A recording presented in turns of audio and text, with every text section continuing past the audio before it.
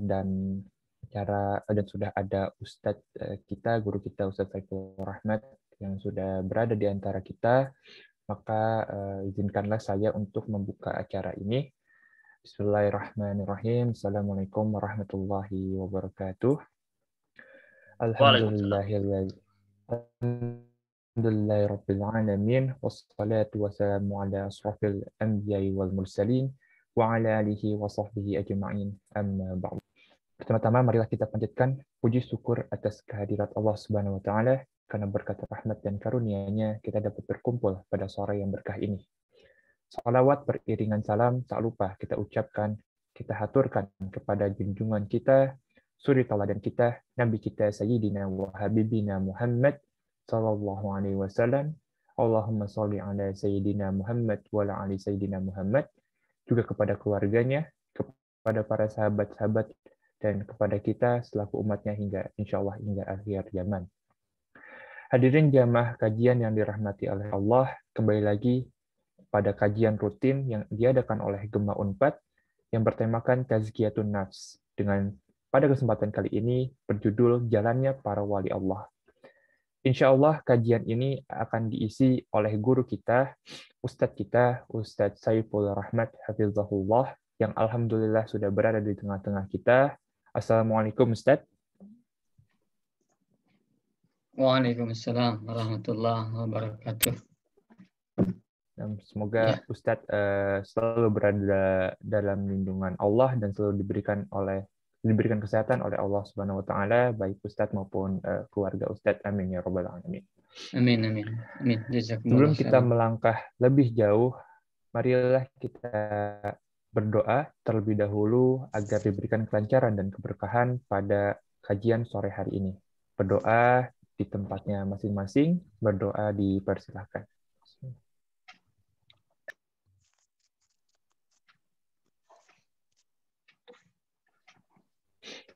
Berdoa dicukupkan. Kemudian acara selanjutnya merupakan pembacaan ayat suci Al-Quran yang akan dibawakan oleh Kang Fikri. Kepada Kang Fikri, waktu dan tempat dipersilahkan. Assalamualaikum warahmatullahi wabarakatuh. Assalamualaikum. A'udzu billahi minasy syaithanir rajim. Bismillahirrahmanirrahim. Kama arsalna fikum rasulam minkum yatslu alaikum ayatina wa yuzakkikum wa yu'allimukumul kitab wal hikmata wa yu'allimukum ma lam takunu ta'lamun. Fazkuruni azkurkum washkuruli wala takfurun. Sadaqallahul azim. Assalamualaikum warahmatullahi wabarakatuh. Waalaikumsalam warahmatullahi wabarakatuh. Terima kasih kepada Kang Fikri atas pembacaan ayat suci Al-Qur'annya. Sudah masuk waktu kita untuk mendengarkan ilmu dan pemaparan yang akan diberikan oleh Ustadz kita, Ustadz Saiful Rahmat. Di akhir sesi pemaparan nanti akan ada sesi tanya jawab bagi para peserta kajian yang kurang paham dengan materinya, dan kemudian akan ada juga sesi kuis yang insya Allah bermanfaat. Hadiahnya yang merupakan hadiah buku pemetaan karya Sukandar Rumidi yang sangat bermanfaat bagi kita untuk dapat dijadikan rujukan ketika pemetaan. Jadi mohon disimak dan diperhatikan materi yang akan disampaikan guna memaksimalkan keberkahan ilmu yang akan kita dapat. Tafadhol Ustadz untuk waktu dan tempatnya. Baik.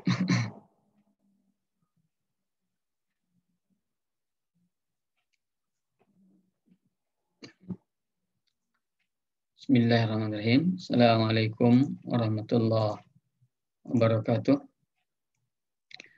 Innal hamdalillah nahmaduhu wa nasta'inuhu wa nastaghfiruh wa na'udzu billahi min syururi anfusina wa min sayyiati a'malina. من يهده الله فلا مضل له ومن يضلله فلا هادي له أشهد أن لا إله إلا الله وأشهد أن محمدا عبده ورسوله اللهم صل على محمد وعلى آل محمد كما صليت على إبراهيم وعلى آل إبراهيم إنك حميد مجيد وبارك على محمد وعلى آل محمد كما باركت على إبراهيم وعلى آل إبراهيم إنك حميد مجيد يا أيها الذين آمنوا اتقوا الله حق تقاته ولا تموتن إلا وأنتم مسلمون أما بعد فإن أصدق الحديث كتاب الله وخير الهدي هدي محمد صلى الله عليه وسلم وشر الأمور محدثاتها فإن كل محدثة بدعة وكل بدعة ضلالة وكل ضلالة في النار. Ikhwatul iman, ikhwan akhwat, para mahasiswa-mahasiswi yang semoga Allah muliakan.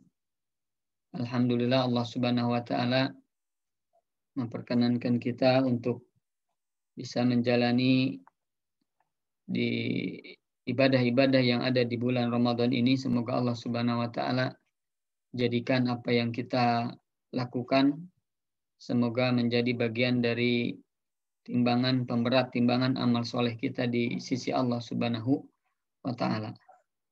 Khususnya di kesempatan kali ini dalam acara kajian yang diselenggarakan oleh teman-teman Gema Unpad.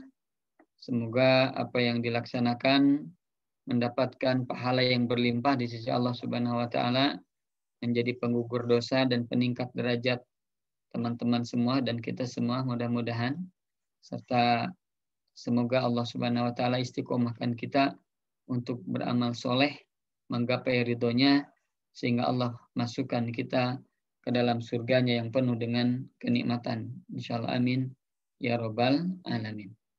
Baik bikhafillah yang semoga Allah muliakan, kita akan coba membahas di kesempatan kali ini sebuah kitab kecil. Sebuah kitab kecil berjudul Miftahu Thariqil Auliya, kunci jalannya para wali.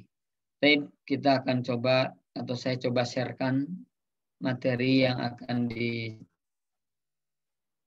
ya di kesempatan kali ini insyaallah.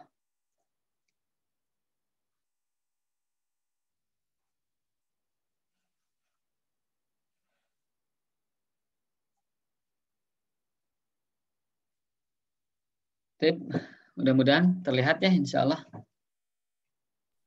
Terlihat Ustaz. Lihat ya, alhamdulillah. Baik. Ikhwabillah, ikhwan akhwat yang semoga Allah muliakan, kita mencoba akan membahas ya sebuah kitab kecil sekali lagi. Ini judulnya adalah Miftahu Thariqil Auliya. Miftah itu adalah kunci. Thariq adalah jalan. Al-Auliya adalah jama dari wali. Aulia jama dari wali, yaitu waliyah. Jadi para wali. Jadi Miftahu Thariqil Auliya adalah kunci jalannya para wali. Yang dimaksud para wali di sini para wali Allah. Nah, siapa wali Allah? Nanti insya Allah kita akan bahas ya. Nah, ini buku ini, kitab kecil ini dikarang oleh Al-Imam Ahmad bin Ibrahim Al-Wasiti Ad-Dimashqi Al-Hambali. Dikenal juga dengan Ibnu Syekh Al-Hizamiyin. Ya, jadi karangan Al-Imam Ibnu Syekh Al-Hizamiyin. Baik, kita langsung saja, ikhwafillah. Ini cover atau kitab dalamnya ya, cover dalamnya. Ini judulnya Miftahu Thariqil Auliya. Al-Imam Az-Zahid Ahmad bin Ibrahim Al-Wasiti Ad-Dimashqi Al-Hambali. Inilah pengarang kitab yang tadi disebutkan ya. Baik. Nah, ya tadi ada kalimat wali ya, al-auliya, jalannya para wali. Apa arti wali? Nah, sering kita mendengar ya wali. Bahkan ada grup musik ya namanya wali. Nah, ini apakah sama seperti itu yang dimaksud atau bagaimana? Jalannya para wali, apakah jalannya para pemusik atau bagaimana? Nah, ini insya Allah kita bahas apa yang disebut dengan wali ya. Taib. Ikhwan akhwat, secara bahasa ya yang dinamakan dengan wali ini mohon maaf tidak diterjemahkan ya, mohon maaf. Secara bahasa makna wali adalah kata Ibnu Faris ya di dalam mu'jamnya, dalam kamusnya. Jadi Ibnu Faris mengarang sebuah kamus bahasa Arab ya. Nah, kata beliau, kata Ibnu Faris ini, bahwasanya yang namanya wali itu berasal dari kalimat atau dari huruf wawu, lam, dan ya. Wawu, lam, dan ya. Disatukan jadi seperti itu. Waliyun. Waliyun. Inilah aslun sahihun. Inilah asal yang benar. Jadi kalau kita belajar bahasa Arab biasanya terdiri dari 3 huruf gitu ya. Nah, salah satunya wali ini berasal dari huruf waw, lam, dan ya. Inilah asal huruf yang benar. Ya dulu ala kurbin. Nah, di mana kalimat wali ini menunjukkan sesuatu yang dekat. Kurbin, dekat. Jadi makna wali itu asalnya adalah dekat. Min zalikal waliyu al-qurbu. Nah, oleh karena itu, waliyu itu adalah namanya artinya al-qurbu, yaitu dekat. Yuqalu, ada yang dikatakan bahwasanya taba'ada ba'da waliyin. Dia menjauh setelah wali. Maksudnya dia menjauh setelah dia dekat. Nah, jadi setelah mendekat kemudian dia menjauh, itu maksudnya ya maksudnya. Jadi wali di situ adalah qaruba, yaitu mendekat atau dekat ya. Mendekat atau dekat. Jadi kalimat wali secara bahasa artinya sama dekat. Begitu ya. Nah, kemudian bagaimana secara istilah? Kan ada terminologi, ada etimologi. Ada secara bahasa, ada secara istilah. Nah, bagaimana arti secara istilah? Menurut para ulama, bagaimana wali menurut para ulama? Baik. Syekhul Islam Ibnu Taimiyah, ya ikhwan akhwat, beliau berkata, wa qad qila annal waliya sumiya waliyan min muwalatihi li ta'ati ay mutaba'atihi laha. Dikatakan bahwasanya yang namanya wali itu disebut wali min muwalah, dari kalimat muwalah. Muwalah itu adalah yang selalu mendekat. Yang selalu mendekat. Li ta'ati, untuk melaksanakan ketaatan. Jadi yang namanya muwalah itu muwalah kepada Allah, mendekat kepada Allah dengan cara melaksanakan ketaatan. Mutaba'atuhu laha, yaitu mengikuti ketaatan itu. Wa yuqabilul waliya al-aduwu. Kebalikan wali itu adalah al-adu, musuh. Jadi kalimat wali kebalikannya adalah musuh. Ala asasin minal kurbi wal bu'di. Itu berdasarkan asasnya atau pokoknya bahwasanya dekat itu lawan katanya adalah jauh. Jadi wali ya, wali itu adalah sama dengan, bisa disebut dengan kawan dekat. Nah, bisa juga maknanya adalah sesuatu yang bisa menolong. Bisa apa? Menolong. Jadi karena dekatnya akhirnya dia saling tolong. Seperti ikhwan akhwat ya. Ya, ikhwan akhwat. Kalau sudah dekat, itu pasti akan saling tolong menolong, ya kan? Teman-teman kalau sudah bersahabat ya dekat sekali maka akan saling tolong menolong, begitu. Nah, maka wali ini dia akan menolong. Jadi Allah sebagai wali orang-orang yang beriman. Kenapa? Karena Allah menolong orang-orang beriman. Allah dekat dengan orang yang beriman, maka Allah akan menolong orang-orang yang beriman. Begitu pula orang yang beriman menjadi wali kepada Allah. Wali Allah. Kenapa? Maksudnya wali Allah adalah yang dekat dengan Allah. Auliyaullah, para wali Allah. Para wali Allah maksudnya adalah yang dekat dengan Allah Subhanahu wa taala. Karena dekat dengan Allah, maka dia akan menjaga, akan menolong agama Allah Subhanahu wa taala. In tansurullah yansurkum, kata Allah. Jikalau kalian menolong Allah, agama Allah, maka Allah akan menolong kalian. Nah, maka Bapak Ibu, ikhwan akhwat yang semoga Allah muliakan, jadi kalimat wali itu adalah dekat. Nah, maka dipalingkan makna yang lain adalah dengan kalimat teman, dengan kalimat kawan, dengan kalimat penolong. Kenapa? Karena dengan dekat itulah yang akhirnya menjadi kawan atau dia menjadi penolongnya ya. Maka ini yang disebut dengan wali ya. Baik, selanjutnya dulu. Waqala al-Imam Asy-Syaukani. Al-Imam Asy-Syaukani beliau berkata di dalam tafsirnya yang berjudul tafsirnya itu Fathul Qadir. Juz 2 halaman 457. Wal muradu bi auliyaillah. Yang dimaksud dengan para wali Allah khalquhul mu'minin, yaitu adalah Allah menciptakan orang-orang yang beriman ka'annahum qarrabu minallah, seakan-akan mereka itu adalah yang mendekat kepada Allah Subhanahu wa taala bi ta'atihi, dengan mentaatinya, wajtinabi maksiyatihi, dan menjauhi larangannya atau tidak bermaksiat kepadanya. Jadi yang disebut dengan wali Allah, kenapa disebut dengan wali Allah? Karena dia taat kepada Allah ya. Jadi disebut wali karena dia taat kepada Allah dan dia menjauhi larangan-larangan Allah Subhanahu wa taala. Ya, itu namanya wali. Wa qad fassara subhanahu haula'il auliya'i biqoulihi. Allah Subhanahu wa taala mentafsirkan ya tentang para wali itu, mereka itu adalah dengan kalimat atau dengan surah yang ada di dalam Quran, surah Yunus ayat 62 dan 64. Ala inna auliya Allah. Ketahuilah sesungguhnya para wali Allah itu la khaufun alaihim wa lahum yahzanun. Tidak ada rasa takut bagi mereka itu dan tidak ada kekhawatiran. Alladzina amanu. Siapakah para wali Allah itu? Alladzina amanu, yaitu orang-orang yang beriman. Wa kanu yattaqun, dan mereka itulah orang-orang yang bertakwa. Lahumul busyra fil hayatid dunya, maka bagi mereka kebahagiaan di kehidupan dunia, wa fil akhirati, dan juga kebahagiaan di akhirat. La tabdila li kalimatillah, tidak ada perubahan pada kalimat Allah, pada ketetapan Allah. Dzalika huwal fawzul azim, demikian itulah kemenangan yang sangat besar ya.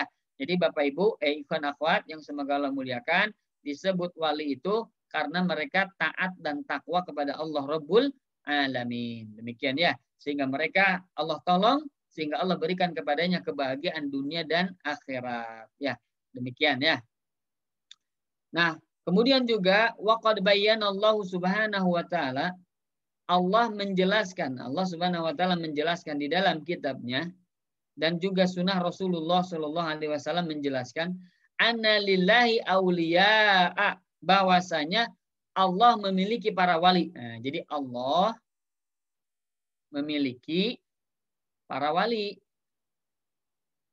minanas ya, yaitu dari manusia. Jadi Allah memiliki para wali dari golongan manusia. Wali syaitani auliya, demikian juga syaitan memiliki para wali. Nah, jadi syaitan juga memiliki para wali. Fafarku baina auliya rahman wa auliya syaitan. Nah, perbedaan antara wali Allah yang Maha Ar-Rahman, Allah yang Rahman itu, dan wali-wali syaitan ya, itu adalah sebagaimana Allah firmankan dalam surah Al-Baqarah ayat 257. Allah waliyul ladzina amanu. Allah adalah walinya orang-orang yang beriman. Yukhrijuhum minadh-dhulumati ilan nur. Yang dimana Allah akan mengeluarkan mereka itu dari kegelapan menuju cahaya. Walladzina kafaru, tapi orang-orang yang kafir, auliya'uhum taghut. Wali-wali mereka adalah taghut, setan. Yukhrijunahum minan nuri ilal dhulumat. Di mana setan-setan itu, taghut-taghut itu mengeluarkan mereka dari cahaya menuju kegelapan. Ulaika ashabun nar, mereka itulah penduduk neraka, hum fiha khalidun, mereka lah abadi kekal di dalam neraka itu. Nauzubillahi min dzalik ya. Jadi ikhwan akhwat, yang namanya wali itu sekali lagi adalah yang dekat dengan sesuatu. Kalau seseorang disebut wali Allah karena dia dekat dengan Allah. Dia menolong Allah sehingga Allah pun menolong dia, begitu ya. Nah, seseorang disebut walinya setan Karena dia adalah dekat dengan setan. Kenapa? Ya karena dia mengamalkan apa yang diinginkan oleh setan. Demikian. Sehingga setan mengeluarkan dari cahaya menuju kegelapan. Kegelapan apa? Kegelapan kedurhakaan.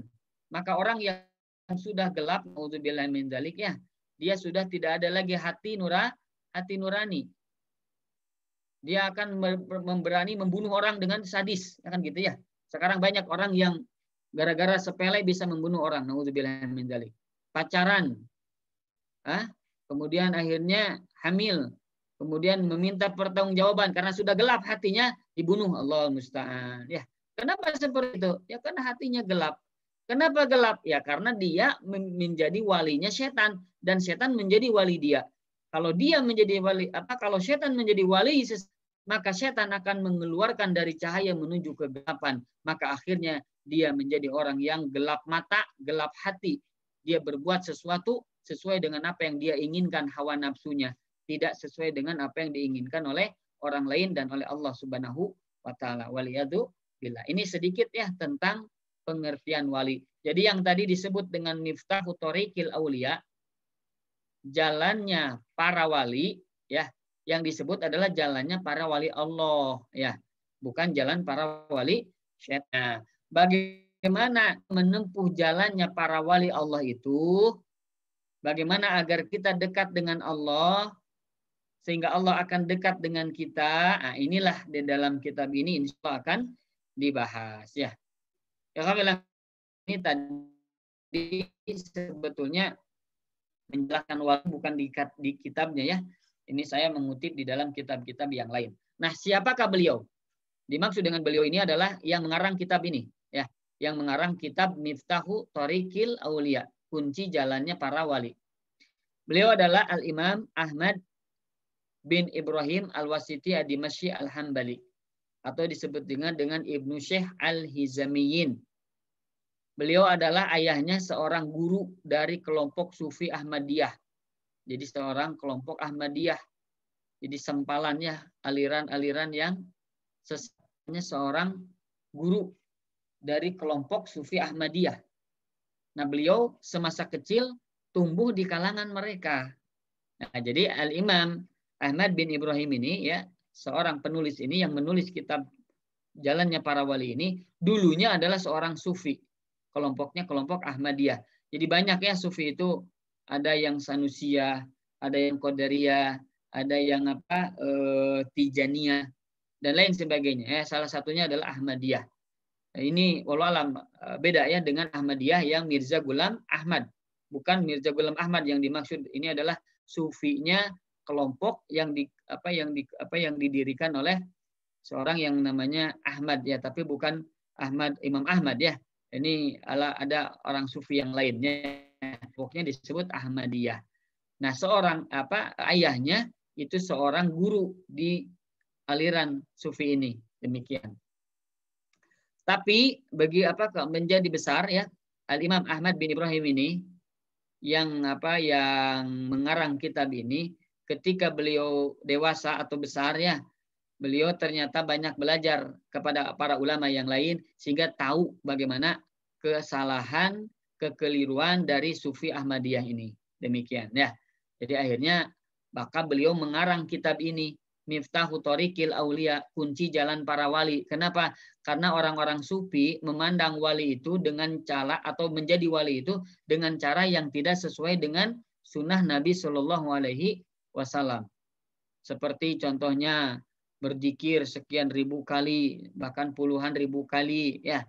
Kemudian ditentukan ini zikir sekian ribu kali, zikirnya yang ini, zikir yang ini, padahal itu tidak dicontohkan oleh Nabi Shallallahu Alaihi Wasallam. Atau mereka saum sepanjang hari, begitu ya, saum wisol, saum nyambung, malam juga saum tetap. Nah, ini kekeliruan orang-orang Sufi, ya, yang gulat, yang ekstrim, yang demikian, ya. Sehingga beliau ini, ya, Al-Imam Syekh Ibnu Hizamin ini, beliau mengarang kitab ini tadi, ya, Miftahu Thoriqil Auliya, kunci jalan para wali. Untuk apa? Untuk menjelaskan bahwasanya menjadi wali itu harus sesuai dengan apa yang Allah dan Rasulnya perintahkan, begitu. Kemudian Al-Hafidz Ibnu Rajab Al-Hambali, beliau mengatakan dalam menuliskan biografinya, ini biografi ini maksudnya, itu Ahmad bin Ibrahim Al-Wasiti. Beliau adalah seorang yang zuhud. Orang yang apa? Zuhud. Sebagai kudwah, contoh teladan. Juga seorang yang bijak. Nah, orangnya bijak, orang yang tenang, orangnya tidak mudah amarah, tidak mudah marah. Orangnya betul-betul mengagumkan dan menenangkan. Nah, ini kata Imam Ibnu Rajab Al-Hambali, bahwasanya pengarang kitab ini yaitu Syekh Ibnu Syekh Al-Hizamiyin, beliau adalah seorang yang zuhud. Beliau fokusnya kepada akhirat, dia tidak cinta dunia. Beliau sebagai kudwah, sebagai contoh teladan bagi orang lain dalam beramal, dalam beribadah, dalam bermuamalah. Dan beliau adalah orang yang bijak, orang yang tenang, orang yang jauh dari emosi dan amarah. Allahu Akbar ya. Masya Allah, alhamdulillah. Inilah Imam Ahmad bin Ibrahim. Beliau ini lahir tanggal 11 Dzulhijjah tahun 657 Hijriah. Ya. Semasa kecil, beliau telah diberikan kebaikan oleh Allah Ta'ala dengan semangatnya untuk mencari ilmu dan kebenaran, sehingga beliau bisa jauh dari perbuatan bid'ah dan para pelakunya. Ya, tadi ya, beliau menjauhi perbuatan tadi ini nih, sufi yang tadi oleh ayahnya tadi ya. Beliau banyak berkumpul dengan para ahli fikih. Di antaranya adalah Syekh Izzuddin Al-Faruti dan yang lainnya. Beliau juga berkelana mencari ilmu ke Baghdad, ke Mesir, ke Mekah, kemudian ke Damaskus, dan beliau bertemu dengan Syekhul Islam Ibnu Taimiyah. Nah, beliau berbeda 3 tahun dengan Ibnu Taimiyah. Kalau beliau tahun 657, kalau Ibnu Taimiyah 661 ya. 4 tahun berarti ya, bukan 3 tahun. Mohon maaf. 4 tahun ya. 661 Hijriah lahirlah Syekhul Islam Ibnu Taimiyah. Nah, maka ini hampir beda sedikit ya, beda 3 tahun. Tapi Ibnu Taimiyah ini walaupun lebih muda, ilmunya lebih dahsyat, ya, lebih pintar, lebih hebat. Maka Syekh Al-Imam Ibnu Hizamiyin ini, Ibnu Syekh Al-Hizamiyin ini, beliau belajar ke Al-Imam Ibnu Taimiyah ya, kepada Syekhul Islam Ibnu Taimiyah, belajar tauhid, belajar fikih dan lain sebagainya. Itu belajar di mana? Di Damaskus ya.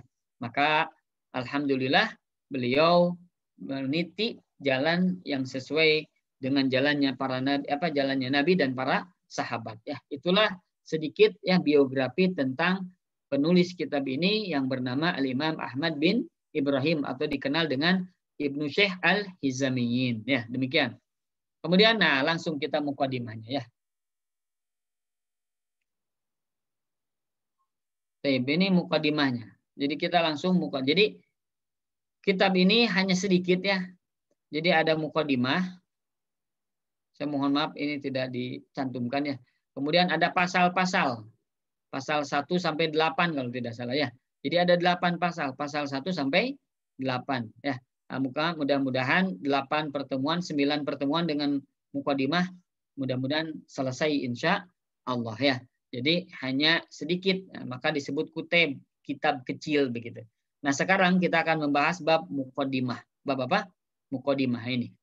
Bismillahirrahmanirrahim. Nah, beliau menulis, ketika menulis kitab ini, beliau menulis Bismillahirrahmanirrahim. Pertanyaannya, mengapa beliau menulis Bismillahirrahmanirrahim? Dan para ulama, ya ikhwan akhwat, sebelum mereka menulis kitab, ya mereka menulis Bismillahirrahmanirrahim. Kenapa? Karena yang pertama, ini kalimat Bismillah, di sini ada ba ya, ba di sini adalah lil isti'anah. Lil isti'anah. Jadi yang pertama adalah untuk meminta tolong. Jadi kalimat Bismillahirrahmanirrahim maknanya adalah meminta tolong. Jadi ba di sini adalah minta tolong. Dengan nama Allah Maha Pengasih lagi Maha Penyayang. Misalnya, ketika seseorang menulis, dia tulis Bismillahirrahmanirrahim, dia meminta tolong kepada Allah agar dia bisa menyelesaikan tulisannya. Begitu. Ketika seseorang beramal, ya, dia misalnya pergi keluar, dia pergi ke masjid, kemudian dia mengucapkan Bismillah misalnya, maka dia meminta tolong, ya Allah, tolonglah saya dalam perjalanan ini. Begitu. Ketika seseorang makan, dia ucapkan Bismillah, maka itu maknanya minta tolong. Agar apa? agar dia bisa menyelesaikan makan ini dengan baik. Demikian ya.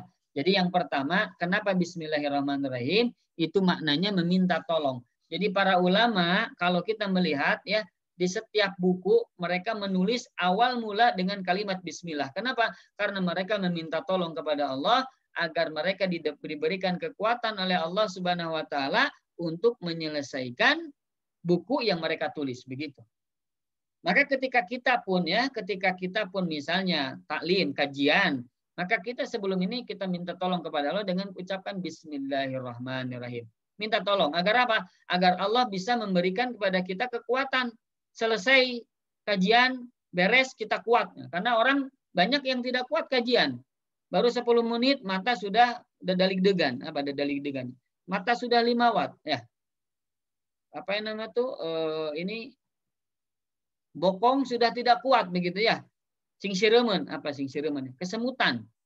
Itulah tidak diberikan kekuatan oleh Allah Subhanahu wa taala. Kenapa? Karena ketika dia kajian dia tidak meminta tolong kepada Allah Rabbul Alamin ya, dengan mengucapkan Bismillahirrahmanirrahim. Maka ini yang pertama. Yang kedua maknanya adalah litabarruk. Litabarruk itu untuk meminta berkah. Nah, jadi kalimat Bismillahirrahmanirrahim ini agar mendapatkan berkah. Jadi kalau para ulama mereka menulis Bismillahirrahmanirrahim di dalam kitabnya, mereka meminta tolong agar meminta berkah kepada Allah agar kitabnya ini bermanfaat bagi kaum muslimin, begitu. Maka lihat para ulama itu ya, keberkahan kitabnya itu sampai sekarang ada. Lihat Imam Syafi'i dengan kitabnya Al-Um, Al-Imam Al-Bukhari dengan kitabnya Sahih Al-Bukhari, dan para imam yang lain sampai sekarang kitabnya terus dicetak. Kenapa yang begitu? Ya karena itu berkah dari Allah Rabbul Alamin. Maka para ulama menulis Bismillahirrahmanirrahim agar tulisannya diberkahi oleh Allah sehingga bermanfaat bagi kaum muslimin. Demikian ya. Itu yang kedua. Yang ketiga, ikhwafillah, yang ketiga adalah dalam rangka mengikuti Allah. Mencontoh Allah. Bagaimana mengikuti Allah, mencontoh Allah? Karena Allah Subhanahu wa taala di dalam kitab sebelum menuliskan sesuatu surat, beliau Allah tulis Bismillahirrahmanirrahim. Al-Fatihah Bismillahirrahmanirrahim. Al-Baqarah Bismillahirrahmanirrahim. Dan lain sebagainya. Jadi intinya di awal mula Allah Subhanahu wa taala menuliskan kalimat Bismillahirrahmanirrahim. Maka ini dalam rangka mengikuti Allah Subhanahu wa taala ya. Mereka para ulama menulis bismillah mengikuti mengikuti Allah taala. Yang keempat adalah mengikuti dalam rangka mengikuti Nabi Shallallahu alaihi wasallam. Nabi Shallallahu alaihi wasallam. Kenapa? Karena Nabi Shallallahu alaihi wasallam beliau mengirim surat kepada para pembesar Persia, pembesar Romawi, pembesar suku ini, suku itu dan lain sebagainya. Nabi mendakwahi mereka dengan cara apa? Awal mulanya beliau menulis Bismillahirrahmanirrahim atau Bismillah minimal ya. Maka ikhafillah para ulama mereka menulis dalam rangka ingin mencontoh Nabi Shallallahu Alaihi Wasallam ya. Maka kita pun ya usahakan ketika menulis surat, ketika kita mengirim WA ya, SMS, kalimat Bismillahirrahmanirrahim tulis dulu Bismillahirrahmanirrahim. Baru kita sampaikan apa. Misalkan boleh Assalamualaikum dulu ya. Bismillahirrahmanirrahim. Assalamualaikum. Boleh gitu ya. Atau langsung Bismillahirrahmanirrahim. Punten bagaimana gini-gini. Nah, ini sebagai apa? Sebagai mengikuti apa tadi? Nabi Shallallahu Alaihi Wasallam. Inilah 4 alasan kenapa para ulama menulis kalimat Bismillahirrahmanirrahim di dalam kitabnya ya. Kemudian selanjutnya, kemudian langsung paragraf 1. Paragraf 1 beliau menulis ya, Al-Imam Syekh Ibnu Hizamiyin pengarang kitab ini beliau menulis Alhamdulillahi waliyil hamdi wa mustahiqihi. Segala puji bagi Allah, sang pemilik segala pujian dan yang berhak untuk dipuji. Wassalatuhu ala khairi khalqihi. Salawatnya semoga tercurah kepada makhluknya yang paling baik. Yaitu siapa?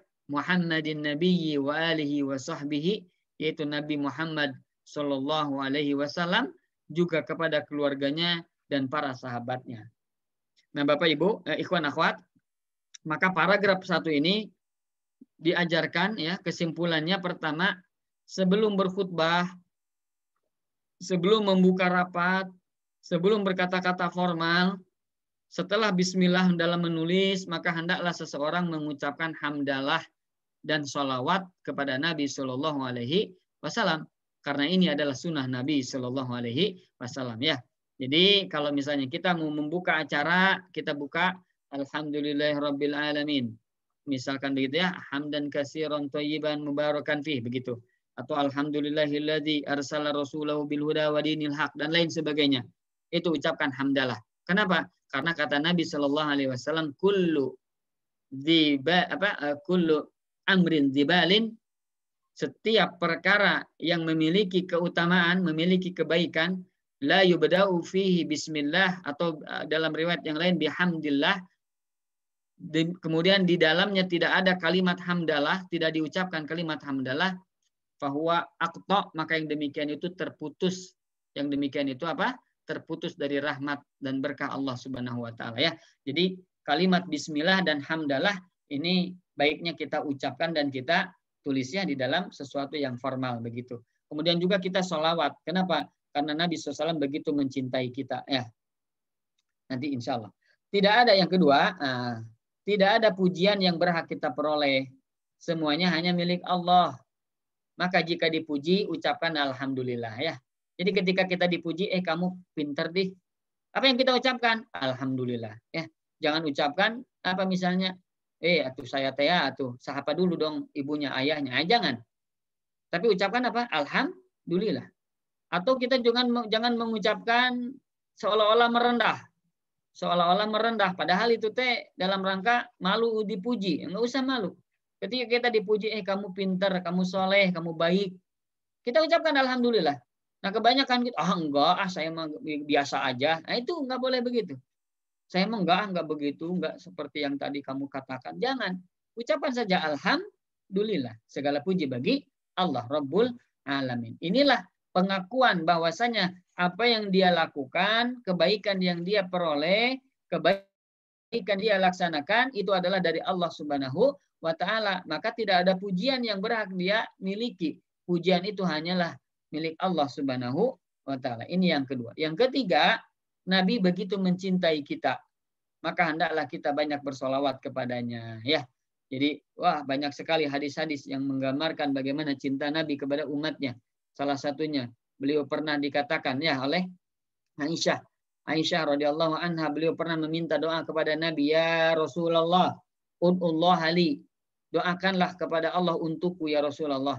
Kemudian Nabi berdoa kepada kepada Allah untuk Aisyah istrinya, Ummul Mukminin ya, ibunda kita. Allahumma gfirlaha, ya Allah ampuni dia, ampuni Aisyah. Ma taqaddamat min dzambiha wa ma ta'akhkhar. Maka ampunilah segala dosa-dosanya yang dia lakukan terdahulu dan yang wa ma ta'akhkharat, yang dia akhirkan. Jadi apa yang dilakukan di awal, yang di akhir dosa, maka ampuni segalanya, seluruh dosanya. Maka Aisyah tersenyum. Mendengar doa Nabi SAW, Aisyah tersenyum. Maka Nabi berkata, ayasurruka doa ya Aisyah, wahai Aisyah, wahai istriku, apakah doaku membahagiakanmu? Maka kata Aisyah, kata istri beliau, ya, kata ibunda kita, bagaimana doamu tidak membuatku bahagia ya Rasulullah? Doamu dikabulkan, gitu kan? Doamu begitu didengar oleh Allah Subhanahu wa taala. Maka kata Nabi, wallahi demi Allah, aku mengucapkan ya doa itu setiap malam, Masya Allah. Doa itu setiap malam. Untuk siapa? Untuk umatku, kata Nabi. Masya Allah. Jadi Nabi SAW berdoa tiap malam untuk umatnya, untuk kita, untuk pengikutnya. Agar apa? Agar Allah menyelamatkan kita dunia dan akhirat. Masya Allah. Inilah cintanya Nabi kepada kita. Maka hendaklah kita pun banyak bersolawat kepadanya sebagai tanda cinta kepada beliau ya Sallallahu Alaihi Wasallam ya. Baik, ikhwan bilang semoga muliakan. Sudah jam 5:15 ya. Baik, Allahu Akbar. Ini masih banyak ternyata ya, ada beberapa bahasan. Satu lagi aja ya. Wa ba'd, paragraf yang keduanya. Wa ba'du, selanjutnya. Fasalamullahi wa barakatuh ala qulubin istanarat bi anwaril irfan. Semoga keselamatan dan keberkahan dari Allah tercurah kepada hati yang bercahaya dengan cahaya ilmu. Fasarat kal kaukabil ladzi yatala'lau bi taufiqil mannan, di mana dengan cahaya itu maka jadilah hati itu bagaikan bintang yang berkilauan dengan hidayah taufik dari Allah yang Maha memberikan anugerah. Azafat anid dunya wa syahawatiha. Hati yang bercahaya itu meninggalkan dunia dan syahwatnya. Washtaqat ila qurbir rahimir rahman. Serta hati itu merindukan untuk selalu dekat dengan Allah yang Maha Pengasih lagi Maha Penyayang. Lahajat bi azkarihi. Hati itu merasakan lezat dalam melantunkan zikir kepadanya. Wahannat ilaihi wa ila jiwarihi. Serta hati itu rindu dan bersegera kepada segala yang ada di sisinya. Wa tamassakat bi taqwahu. Hati itu berpegang teguh dengan ketakwaan kepadanya. Waqtahalat bi anwarihi, dan berhias dengan cahayanya. Fasarat laha ba'dal iqani iqanun, maka jadilah hati itu terus bertambah keyakinan dan keimannya. Wa ma'al imani imanun, bertambah keimanannya. Yatazayadu abadan ila suknal jinan, dan keimanan itu terus bertambah meningkat selamanya hingga ia menempati surga yang penuh dengan keindahan. Ya, Masya Allah, ini begitu indah ya kata-kata beliau di dalam muqaddimah ini. Nah, ini saya lewat saja ya dulu. Kesimpulan dalam paragraf ini, hati itu akan bercahaya dengan cahaya ilmu. Jadi ketika banyak tolabul ilmi, maka insya Allah hati itu akan bercahaya. Semakin orang banyak mendengarkan firman Allah dan sabda Nabi, para ulama, kemudian perkataan para ulama, insya Allah hati itu akan bercahaya. Maka orang yang senang dengan ilmu, insya Allah hatinya akan bercahaya. Begitu ya, itu yang pertama. Yang kedua, hati yang bercahaya itu, ia akan mendapatkan taufik dari Allah Ta'ala untuk beramal soleh. Fokus kepada akhirat dan tidak terlalaikan oleh dunia dan syahwat. Ya. Jadi orang yang hatinya bercahaya, dia senang beramal soleh. Nah, apa beramal soleh? Ya bersedekah. Ada orang yang kesusahan, dia tolong. Ada orang yang membutuhkan, dia bantu. Demikian. Dia senang sholat, dia senang kajian, dia senang tilawatul Quran. Senang dalam beramal soleh. Itulah tanda hati yang bersih. Kemudian juga dia fokus kepada akhirat. Jadi segala-galanya akhirat jadi timbangan. Jadi segala apa yang dia lakukan, apakah dia bermanfaat, itu tidak dengan akhirat, begitu. Ketika dia nonton bola, apakah dia bermanfaat? Tidak untuk akhirat, begitu. Ketika dia bermain ke sana kemari, bermanfaat, tidak untuk akhirat. Itu fokus kepada apa? Akhirat. Inilah tanda hati yang bercahaya. Kemudian dia tidak terlalaikan oleh dunia dan syahwat. Dengan kesenangan-kesenangan dunia, dengan syahwat, dia tidak terlalaikan. Kenapa? Karena hatinya bercahaya. Bahkan jauhi perkara-perkara apa? Syahwat. Ya. Syahwat itu bukan berarti harus dibunuh, tapi dikendalikan. Dikendalikan. Ya, ini yang kedua kesimpulan. Yang ketiga, hati yang bercahaya itu rindu untuk selalu dekat dengan Allah. Dan merasa nikmat, merasa lezat ketika dia beramal soleh dan selalu berzikir. Tanda hati bercahaya, dia selalu rindu untuk dekat dengan Allah. Rindu untuk ibadah. Rindu untuk aduh saya belum baca Quran hari ini, aduh saya belum sholat duha hari ini, aduh saya belum bersedekah hari ini. Itu rindu dekat dengan Allah, beramal soleh dan lalu dia berzikir. Aduh saya belum berzikir hari ini, tadi saya belum berzikir pagi, petang ini saya belum berzikir, saya belum berzikir subhanallah walhamdulillah wala ilaha illallah wallahu akbar, saya belum berzikir la ilaha illallah la ilaha illallah mukhlishina lahuddin walau karihal kafirun. Dia belum berzikir la ilaha illallah wahda la syarikalah lahul mulku wa lahul hamdu yuhyi wa yumitu wa ala kulli syai'in qadir. Dia belum berzikir, dia risau. Ketika apa? Ketika dia belum beramal soleh dan dia belum berzikir. Itulah tanda hati yang bercahaya. Yang keempat, hati bercahaya itu rindu kepada apa yang ada di sisi Allah. Apa yang ada di sisi Allah? Surga dan kasih sayangnya. Dia rindu kepada surga. Ya. Dunia akan dia tinggalkan dengan segala gemerlapnya, dengan segala kenikmatannya, dengan segala keindahannya, akan dia tinggalkan. Menuju mana? Menuju surga. Maka yang jadi patokan ya kerinduan itu adalah surga. Masya Allah. Semoga Allah berkahi kita ya untuk mendapatkan surga. Kemudian yang kelima, hati yang bercahaya itu akan semakin takwa kepadanya. Takwa itu adalah yang salah satu sifatnya takut kepada Allah. Maka orang yang bertakwa ketika dia melihat takut apa yang dilihatnya itu Allah benci.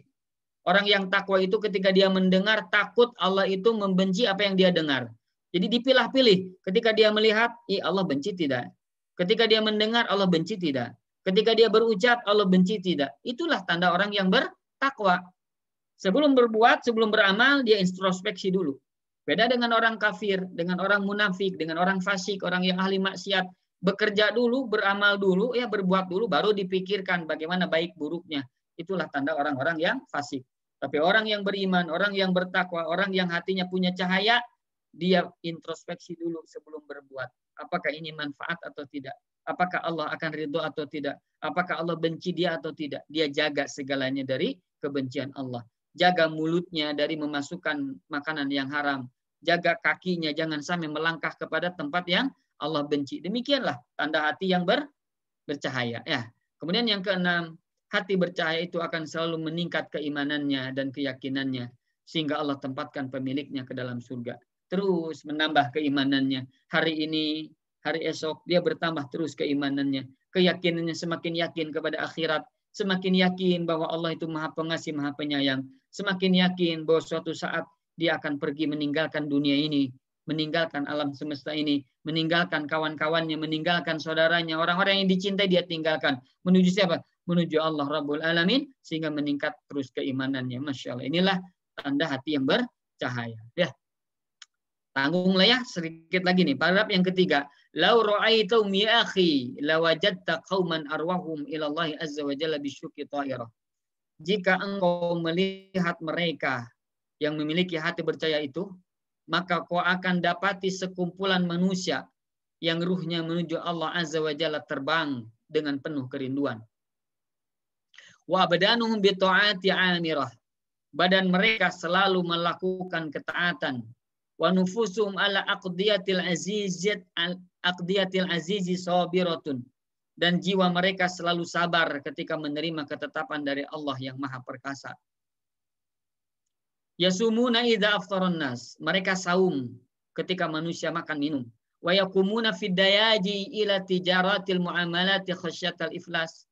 Mereka bangun dan melakukan qiyamul lail di kegelapan malam dalam rangka melakukan transaksi atau amal soleh karena dia takut menjadi bangkrut nanti di akhirat. Wa yabkuna idza dhahika ahlul batalati wal waswasi. Kemudian mereka bersedih ketika manusia bersukacita, berpoya-poya, berhura-hura. Dan mereka menangis ketika manusia yang sia-sia dan penuh obsesi tertawa riang.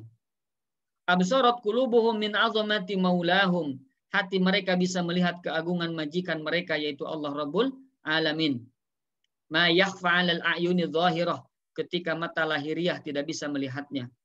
Wa batahajat bin nuril a'la sarairuhum. Batin mereka bergembira dengan cahaya Allah yang maha tinggi. Fahum ala qadami tahayyu'i ila ardi sahirah. Dan mereka selalu persiapkan diri untuk menghadapi kehidupan nanti di padang mahsyar. Ya, Masya Allah. Maka di paragraf ini, di paragraf ketiga ini, dijelaskan sifat-sifat pemilik hati bercahaya itu. Pertama, ruhnya itu penuh kerinduan menuju Allah Azza wa Jalla. Ya, sebagaimana tadi dijelaskan. Yang kedua, badan mereka selalu melakukan ketaatan. Jiwa mereka selalu sabar ketika menerima ketetapan dari Allah.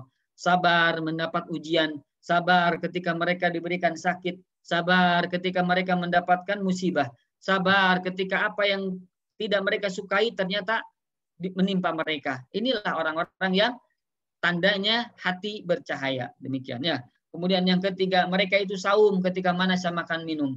Mereka rajin saum Senin Kamis, mereka rajin saum Daud, mereka rajin begitu ya melakukan ketaatan-ketaatan kepada Allah Rabbul Alamin ketika manusia dalam keadaan sia-sia gitu ya. Naudzubillahi min dzalik. Kemudian yang keempat, mereka bangun melakukan qiyamul lail di kegelapan malam dalam rangka takut nanti menjadi bangkrut di akhirat ya. Dia senantiasa melaksanakan qiyamul lail. Kalau di Ramadan ini tidak pernah lewat satu hari pun untuk taraweh ya. Ya. Inilah orang-orang yang hatinya penuh dengan cahaya. Ketika di luar Ramadan, dia makmurkan malamnya dengan qiyamul lail. Itulah tanda hati yang bercahaya, Masya Allah.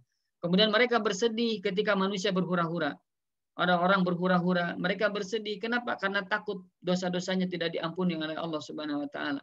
Ketika manusia berpoya-poya, mereka takut bahwasanya Allah tidak memasukkannya ke dalam surga. Masya Allah. Takut ketika berpoya-poya itu melalaikan dari Allah Subhanahu wa taala. Takut hura-hura itu akan jadi Allah benci kepadanya. Waliyadzubillah. Inilah ya orang-orang yang hatinya bercahaya ya, Masya Allah. Kemudian yang keenam, hati mereka bisa melihat keagungan Allah dalam kehidupannya. Segala sesuatunya dia jadi timbangan adalah Allah Rabbul. 7. Mereka selalu mempersiapkan diri untuk menghadapi kehidupan di padang mahsyar. Ya, kehidupan akhirat. Ya, alhamdulillahirabbil alamin. Alhamdulillah, semoga Allah muliakan ikhwan akhwat. Inilah sedikit mukadimah ya dari kitab yang tadi kita baca, yaitu Miftahu Auliya, kunci jalannya para wali. Ya, jadi kunci apa di dalam mukadimah ini pengarang kitab ini menjelaskan ya, Syekh Al-Imam Ibnu Hizamiyin, beliau menjelaskan bahwasanya di dalam mukadimah ini pentingnya hati. Pentingnya hati untuk diperhatikan. Pentingnya hati agar bagaimana menjadi hati itu bercahaya dan apa yang harus dilakukan agar hati itu bercahaya. Kenapa? Karena manusia ini dilihat oleh Allah itu hatinya. Sebagaimana kita dilihat oleh orang lain itu mukanya, penampilannya. Maka kita ketika di hadapan orang lain kita ingin tampil bagus, kita ingin tampil baik ya. Dandan dulu yang yang menor, dandan dulu yang bagus agar terlihat orang lain gagah, oleh orang lain gagah. Kenapa? Ya itulah untuk kepentingan dunia, untuk kepentingan manusia. Tapi hatinya tidak perlu dihias, tidak pernah dihiasi, tidak pernah dicahayai, sehingga padahal Allah Subhanahu wa taala memandang kita dalam hatinya. Innallaha la yanzuru ila suwarikum. Allah tidak melihat ila amwalikum wa ila suwarikum, kepada harta kalian. Allah tidak melihat rupa kalian, walakin yanzuru ila qulubikum wa amalikum, kan tetapi Allah melihat hati kalian. Allah melihat amal-amal kalian. Nah, sementara hati ini kita tidak memperhatikannya, Allah musta'an. Kita sibuk agar manusia memperhatikan kita, tapi kita lupa bagaimana agar Allah memperhatikan kita. Ya Allahu Akbar ya. Inilah yang semoga Allah muliakan tentang hati, pentingnya hati, sehingga Syekh Al-Imam Syekh Ibnu Al-Hizamiyin beliau menempatkan pentingnya hati ini di dalam muqaddimah beliau ya yang ada di dalam kitab Miftahu Thariqil Auliya, kunci jalannya para wali Allah Subhanahu wa taala. Demikian mungkin yang bisa disampaikan di muqaddimah ini, semoga bisa difahami. Benarnya dari Allah taala, salahnya dari saya dan dari setan, semoga Allah ampuni. Untuk selanjutnya maka saya serahkan kepada moderator, falyatafadhol masykura. Barakallahu fikum. Nah, Ustadz, jazakumullah khair atas ilmunya yang sangat bermanfaat. Semoga kita menjadi orang-orang yang menjadi golongan wali Allah, bukan wali-wali dari syaitan. Dan juga hati kita termasuk golongan hati-hati orang yang bercahaya. Amin ya rabbal alamin. Dipersilakan kepada Akang Teteh peserta kajian yang sekiranya belum memahami isi dari kajian tadi untuk bertanya.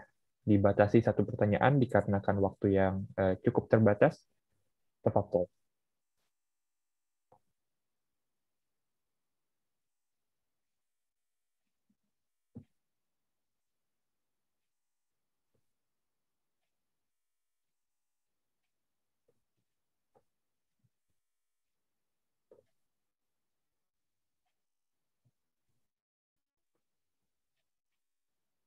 Baik, ada satu pertanyaan dari peserta kajian yang mungkin saya belum bisa menyebutkan namanya karena dalam bahasa Arab. Teh Hodiah. Oke, siap. Afwan Ustadz, mohon nasihatnya untuk tetap istiqomah beribadah di bulan Ramadan sementara tugas menumpuk. Itu mungkin Ustadz untuk pertanyaan, mungkin lebih ke tips. Silakan Ustadz. Baik. Jadi bagaimana mengimbangi antara beribadah bulan Ramadan sementara tugas menumpuk ya. Tapi inilah pentingnya bahwasanya tidak menunda-nunda ya, tidak menunda-nunda pekerjaan. Fa idza faragta fansab wa ila rabbika farghab. Jadi kalau kita sudah lowong dalam satu pekerjaan segera tunaikan, gitu ya, jangan dinanti-nanti. Nah, biasanya kalau sudah dinanti-nanti, nanti akan mengganggu kegiatan-kegiatan yang lainnya, ya. Yang harusnya ini selesai dan melakukan pekerjaan yang lain, gara-gara tidak selesai akhirnya jadi double pekerjaannya, akhirnya terus menumpuk. Bisa jadi seperti itu. Atau memang betul-betul kita itu sudah betul-betul sudah benar gitu ya, dalam arti sudah setiap tugas langsung selesaikan, begitu ya. Jadi tapi karena banyak tugasnya akhirnya semakin banyak. Apa yang harus dilakukan kalau sudah seperti itu? Sementara sekarang bulan Ramadan harus banyak beribadah, harus banyak tilawatul Quran ya dan lain sebagainya. Maka apa yang dilakukan? Apa yang semoga Allah muliakan, maka sebaik-baiknya adalah kita mengatur waktu kapan melakukan tugas dan kapan kita beribadah kepada Allah, membaca Al-Quran, berzikir, dan lain sebagainya. Contoh misalnya, kalau membaca Al-Quran gini, misalnya kita mengerjakan tugas jam berapa nih, sore atau malam, gitu ya, atau subuh, terserah. Maka gunakan waktu yang lain untuk tilawatul Quran. Nah, bagusnya kalau sibuk seperti itu, sekali duduk, ya bagusnya itu minimal 1 juz atau setengah juz minimal ya. Jadi ketika kita baca Quran, langsung banyak begitu. Kenapa ya? Karena waktu kita terlalu mepet, banyak tugas yang lainnya. Jadi kalau kita sekarang hanya 1 lembar atau hanya 1 halaman, maka waktu yang lain dipakai untuk mengerjakan tugas. Akhirnya ya 1 hari itu hanya 1 halaman, hanya 1 lembar, itu sayang sekali. Maka kalau kita sibuk, ketika kita waktu kosong, misalnya subuh atau malam hari, ya atau sore hari atau siang hari, pilih waktu yang kira-kira khusus. Luangkan waktu setengah atau 1 jam untuk apa? Untuk tilawatul Quran. Nah, sekali baca itulah minimal tadi setengah juz, 1 juz. Kalau yang sudah lancar, 1 juz. Bahkan bisa jadi 2 juz. Sekali duduk. Nah, jadi sekali duduk baca langsung banyak begitu. Kenapa? Karena waktu kita banyak dipakai untuk mengerjakan tugas di tempat atau di waktu yang lainnya. Jadi intinya ikhwah fillah semoga Allah muliakan. Intinya seperti itu ya yang bisa saya pahami. Sama pun saya juga seperti itu. Nih banyak nih misalnya harus ini, harus ngetik ini, harus ngetik itu, harus nyiapin ini, harus nyiapin. Sama itu juga saya seperti itu. Nah, maka bagaimana ya? Maka khususkan 1 kali duduk itu ya 1 jam itu. Saya lowongkan waktu, misalkan kita lowongkan waktu 1 jam untuk apa? Tilawatul Quran gitu. Kemudian zikir. Nah, ketika subuh, setelah subuh zikir gitu kan. Sebanyak-banyaknya sebagaimana zikir pagi dan petang begitu ya. Sehingga kita selesai itu dalam arti kewajiban-kewajiban yang kita tunaikan kepada Allah Rabbul Alamin ya. Demikian. Kemudian yang selanjutnya juga satu lagi, dalam beraktivitas lain ya kita bisa sambil berzikir, sambil sholawat gitu ya. Kita dalam kerjaan ngerjain, kita dalam keadaan ngetik Allahumma sholli ala Muhammad wa ala ali Muhammad gitu ya. Allahumma sholli alaihi wa sallim wa barik alaihi begitu ya misalnya. Kita bacakan sholawat atau kita baca subhanallah wa bihamdi adada khalqi wa ridha nafsi wa zinata arsy wa midada kalimati. Kita baca zikir-zikir dalam keadaan sambil bekerja ya, sambil mengetik, sambil ini insya Allah. Mudah-mudahan itu mungkin ya yang bisa dijawab ya, wallahu a'lam. Demikian mungkin. Terima kasih banyak Ustadz, jazakallah khair atas nasihatnya. Baik, kita langsung saja nih, kita masuk ke sesi kuis. Kita cepat-cepatan aja dikarenakan waktunya sudah mepet. Jadi bila ada jamaah yang ingin menjawab kuis tersebut, harap langsung raise hand aja. Mohon dipantau untuk panitia siapa yang raise hand duluan, karena hadiahnya hanya 1 nih. Baik, untuk pertanyaan pertama, untuk satu-satunya pertanyaan, siapa itu wali Allah berdasarkan pemaparan dari Ustaz Saiful Rahmat? Mangga di raise hand. Baik, wah cepat sekali dari Teh Khadijah. Dipersilakan Teh untuk menjawab. Boleh dipersilakan untuk diketik.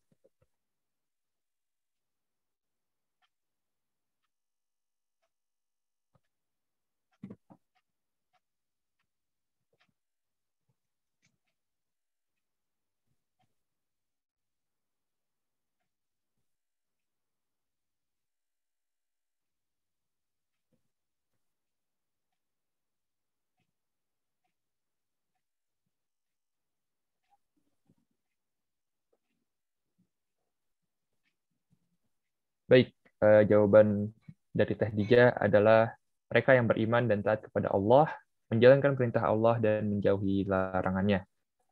Bagaimana Ustadz? Apakah benar jawabannya? Masya Allah. Ya, benar. Barakallahu fiik. Masya Allah. Barakallahu fiik. Terima kasih sudah mau menjawab Teh Khadijah. Untuk pengiriman hadiahnya boleh di PC aja untuk panitia untuk alamat pengirimannya ya Teh Dijah. Terima kasih sudah mau berpartisipasi di kuis ini, dan untuk jamaah yang lain tetap semangat. Semoga di kajian ke depan akan ada kuis-kuis dan hadiah-hadiah menarik berikutnya. Baik, alhamdulillah kita sudah mendengarkan pemaparan dari Ustaz Saiful Rahmat, sudah ada sesi tanya jawab dan kuis juga, maka berakhirlah acara kita pada sore hari ini. Sebelum kita tutup, mungkin kita sesi dokumentasi terlebih dahulu, mungkin boleh dipandu untuk panitia. Enggak, mungkin para ikhwan yang bisa on kamera dipersilakan untuk sesi dokumentasi. Mungkin ditunggu sampai 5.32 ya, buat yang ikhwan yang ingin on cam.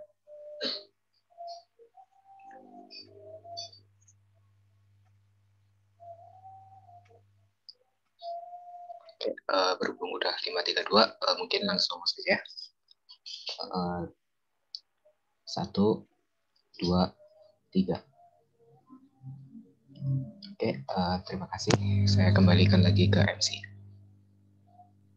Baik, terima kasih panitia.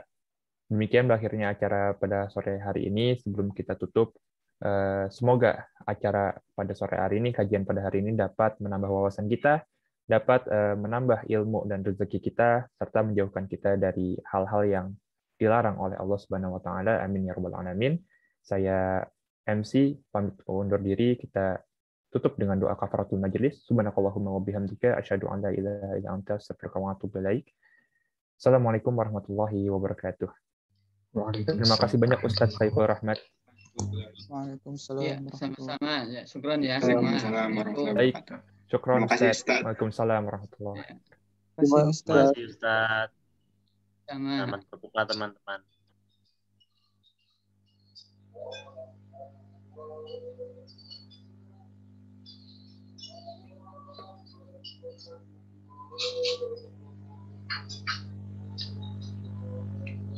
Oke, ini yang lainnya mau gimana?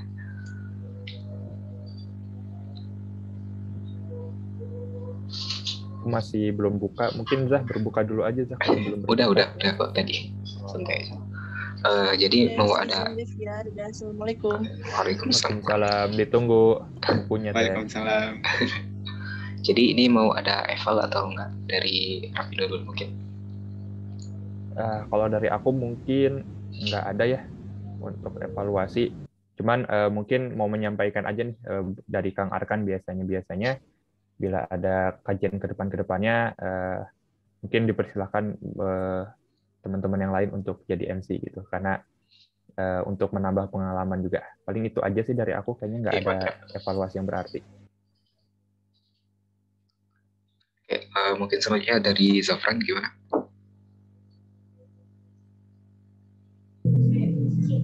Iya Zah, dari aku sih nggak ada sih Zah, cukup. Oke, mungkin dari Fauzan ada nggak? Sejauh ini belum Kang, soalnya aku juga telat tadi habis praktikum tengah-tengah. Iya. Oke, sudah nyebutin waktu ya. Mungkin dari Kang Arkan nih ada eval atau gimana Kang? Dari aku juga tidak ada. Mohon maaf tadi sambil ngurusin donasi burger, jadi kurang mindfulness.